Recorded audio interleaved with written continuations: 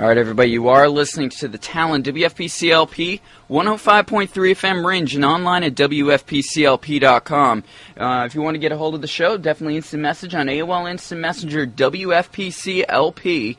Then once again, that's WFPCLP on AOL Instant Messenger. This is AJ here with Andrew Berger, and we got a special interview today.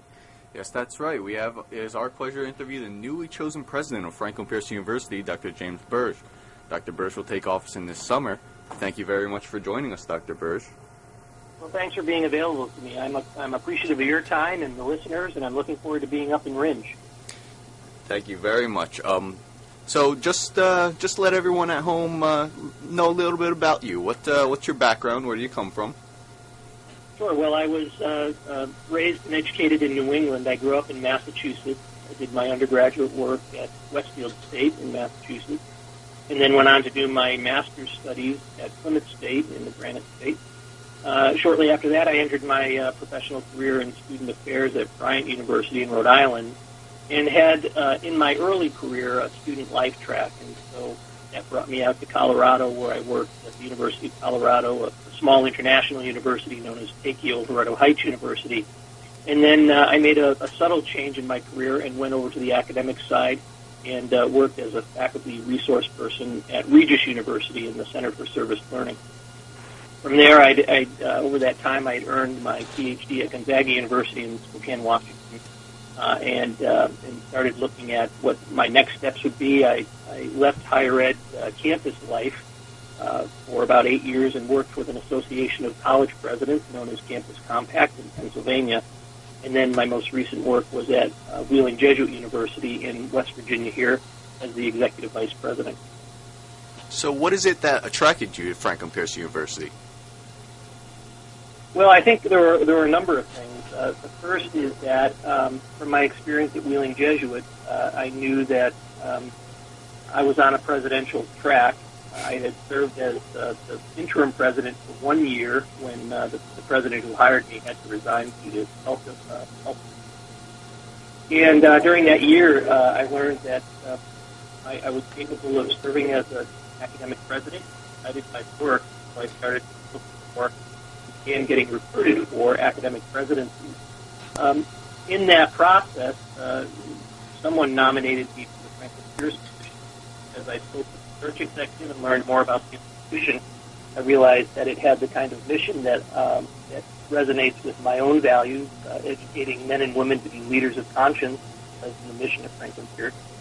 And so that drew me in very quickly. And as I went through the search process, realized that that was not just a phrase that was written in the admissions view book, that indeed the people that I met with at the institution, people that I know who are associated either as graduates or students, reflected that value, and so that consistency was very appealing to me. It's also, a return home for me in many ways. As I said, I grew up in Massachusetts, and my father worked for the Social Security Administration, so we traveled all over New England, and for me to return to New England is really important and really life-giving in lots of ways. What is it about your experiences of the past do you think will be most useful here at Franklin Pierce University? Well, certainly my experience at Wheeling Jesuit as the executive vice president and the interim president are important. Those are things that were difficult roles to serve, but they were very rewarding. We were confronted with lots of issues that are similar to the issues that are confronting Franklin Pierce and other small private institutions, enrollment issues, endowments, relationships with alumni, what it means for expanding into new markets with adult and professional programs. So all of those things are experiences that I had at Wheeling Jesuit that I think have prepared me well. At the same time, as I said, the mission of Franklin Pierce is appealing to me.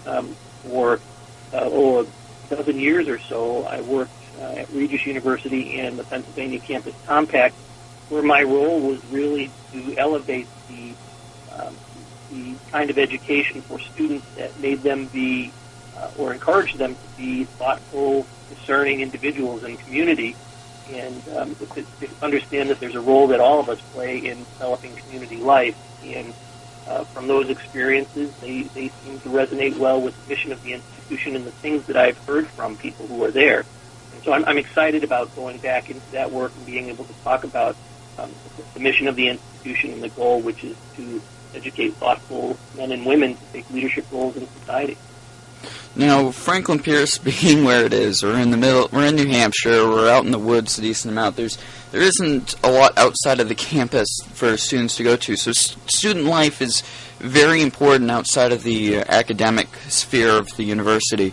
Now, you see, you even had a background specifically working with that aspect of different colleges. Is there any programs that you're interested in bringing to the school that maybe you didn't see here? Well, I had, I've had kind of a whirlwind tour of 2 days of campus meeting with lots of different folks. So I don't know the student activities or student life programs that well yet. So I'm a little cautious to say, here are some ideas that I have that may or may not be there. What's also important to me is for me to learn a lot about the institution. I'm not the kind of person that wants to come in and say, here's what my experience is and this is what we're going to do. I think it's more important to understand what the culture and the experiences of students are at Franklin Pierce before I might offer some ideas. Now, at the same time, I had an early career in student life and residence life and student programming, and it looks to me from what I've seen on the website and people that I've talked to that there's a fairly vibrant student activities office that does provide some good activities for students. That's really important. We've got to make sure, whether you're a rural campus or an urban campus, student activities are really important for an institution to offer because it helps students grow in different ways other than in the classroom. And we've got to kind of integrate that sense of learning and living through all elements of our life. And so having a vibrant student life program or student activities program is important. At the same time, we also want to make sure that the residence hall experience for students is positive, that they're exposed to a living and learning environment. Residence halls are no longer places where you just put your head down at night. They are places where students learn, and making sure that we're integrating not only academic programs, but student activities programs into the students' experiences in the residence halls, I think would be important. I suspect those things are happening in my conversations with Jim Earl. It sounds like those are the kinds of philosophies that he has about integrating holistic learning for students. Yeah, it's really great, especially working with Jim Roll like that. That is a lot of like what we have here, and it's really nice that you're on terms with keeping along with that line. Well, a lot of students here are worried. If I could interrupt quickly, I think you started off the question by saying we're in New Hampshire in a rural setting, and that in and of itself brings unique opportunities for students. Mm-hmm. You're right on Pearly Pond, and there's lots of opportunity for boating there, certainly fishing. When I was in New Hampshire, I remember I also met my wife in graduate school in New Hampshire, and lots of hiking and camping and biking that we did there.